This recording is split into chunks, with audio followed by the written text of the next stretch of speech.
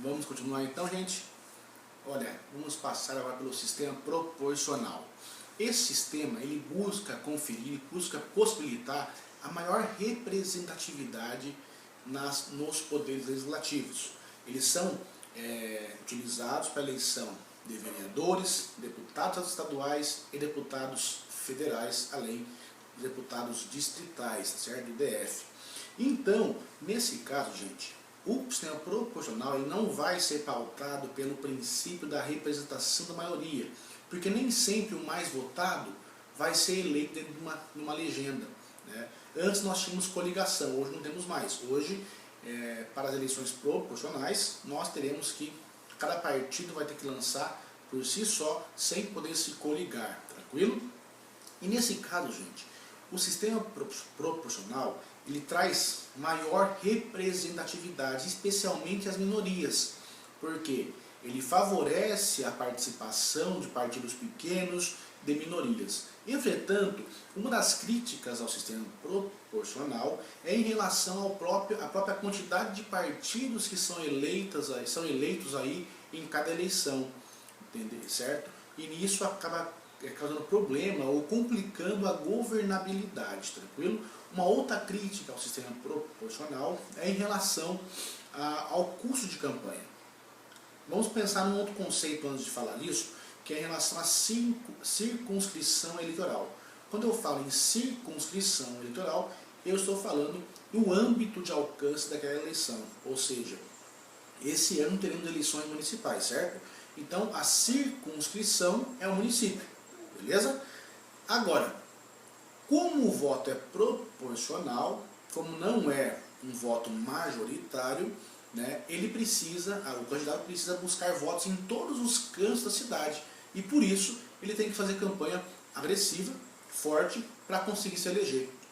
Por isso, o alto custo de campanha, que é também uma das críticas aí ao sistema proporcional. Entretanto, os elogios, assim, as coisas boas desses sistemas, podemos destacar justamente a garantia de representação democrática muito mais ampliada, especialmente em relação a partidos ideológicos menores e as minorias, tá certo? Já que no sistema majoritário, que se pauta pela maioria, nem sempre a minoria vai conseguir ter espaço ali naquele mandato, tá certo? Já no proporcional, ele sim representa de forma mais ampla as pessoas e a sociedade.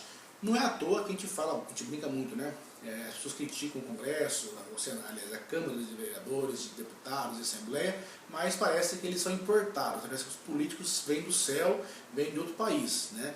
E não, eles saem da sociedade e saem pelo sistema proporcional, que garante aí maior representatividade, ou seja, a representação de todos os grupos sociais, culturais, religiosos e políticos num poder legislativo municipal, estadual ou federal. Tranquilo?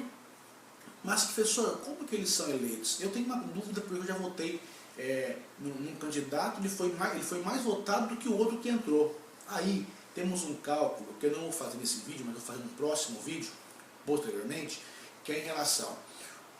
os partidos, para terem direito a uma cadeira, eles têm que alcançar o quociente eleitoral. O que seria isso? Seria pegar o número de votos válidos e dividir pelo número de cadeiras existentes naquela circunscrição, no caso desse ano, no município. Vamos supor que temos 100 mil votos válidos e temos 10 cadeiras em um município X. Nesse caso, o quociente eleitoral será de 10 mil votos, ou seja, os partidos que alcançarem 10 mil votos já farão um representante. Mas não para por aí. Nós teremos depois que fazer o cálculo do quociente partidário, que dará o número de cadeiras por partido, tranquilo? E, futuramente, se não tiver o preenchimento das 10 vagas, nesse caso hipotético, pelo quociente eleitoral e pelo quociente partidário, nós vamos ter as sobras. E aí que entrou uma modificação para a eleição desse ano, que eu vou tratar em vídeo específico, tranquilo? E, gente, tem duas variações aí do nosso sistema proporcional, duas variações, que são quais? A lista fechada e a lista aberta. A maior parte dos países que adotam o sistema proporcional, eles adotam o sistema de forma de lista fechada. O que é isso? O partido escolhe a posição dos candidatos e o eleitor vai lá e vota na lista fechada do partido. Ele tem acesso, lógico, à lista do partido e vai votar naquela listagem. E vai eleger, lógico, quem o partido escolheu para estar em primeiro, segundo, terceiro lugar daquela lista fechada. Já no Brasil, o que nós temos é a lista aberta, ou seja, os partidos escolhem os candidatos em convenção e o eleitor vota nominalmente para o candidato, e esse voto tem uma natureza dúplice, ou seja, dupla. Por quê? Porque ao votar num candidato, eu também estou votando no partido. Então a natureza é dúplice, porque aquele voto contabiliza tanto para o candidato em relação à sua ordem na listagem do partido aberta, né, quanto para o partido na soma dos votos nominais e de legenda para se alcançar o quociente eleitoral, tá certo? Por isso que o voto no sistema proporcional ele tem valor duplo para a legenda e para o candidato nominalmente, tá certo? Então, voltando aqui para a lista aberta, quando eu voto na lista aberta, o eleitor, por meio do voto nominal, ele vai colocar o fulano A, o fulano B em primeiro e segundo lugar daquela listagem do partido. Ao contrário da lista fechada, que eu voto numa lista fechada já pré-ordenada, já pré-determinada pelo partido político, tá certo? Como eu disse, na maior parte dos países que adotam ali o sistema proporcional, eles adotam o sistema de lista fechada. Mas no Brasil, aqui é a lista aberta. Quais são as críticas? Vamos pensar. Quando eu falo de sistema de lista aberta, no Brasil, você acaba trazendo um personalíssimo, uma coisa pessoal, pessoalidade, né? O voto fica personalíssimo, né? Eu voto naquela pessoa porque eu gosto daquela pessoa. Eu não voto se ele é do partido X, partido Y, eu não me importo com a ideologia partidária dele. Eu voto apenas porque eu gosto daquela pessoa. É um voto nominal, um voto pessoal, né? Isso é prejudicial, sim, a uma democracia, porque são os partidos políticos que eles detêm aí o monopólio da candidatura e monopólio da representatividade parlamentar. Tanto é que já o STF decidiu em relação a isso, que o mandato não pertence ao eleito, e sim ao partido político. Tranquilo? Então, por isso, é uma crítica aí ao sistema de lista aberta. Entretanto, se de um lado, na lista fechada, nós teríamos a redução do custo de campanha, e por que isso, professor? Porque cada candidato não teria que fazer sua campanha própria. Quem faria a campanha é o próprio partido para estimular as pessoas a votarem naquela lista que ele apresentou. Agora, uma grande crítica no Brasil em relação à lista fechada é que no Brasil não há uma cultura justamente de se votar em partido, não há uma proximidade de cidadão com o sistema partidário.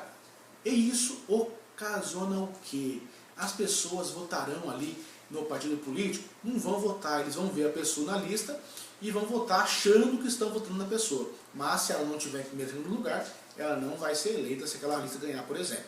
Agora, um outro problema em relação à lista fechada é quanto à falta de democracia interna dos partidos políticos. A gente sabe que, estruturalmente falando, o partido político do Brasil ele tem é enraizado aquela questão da oligarquia, né? Aquela questão de hereditário.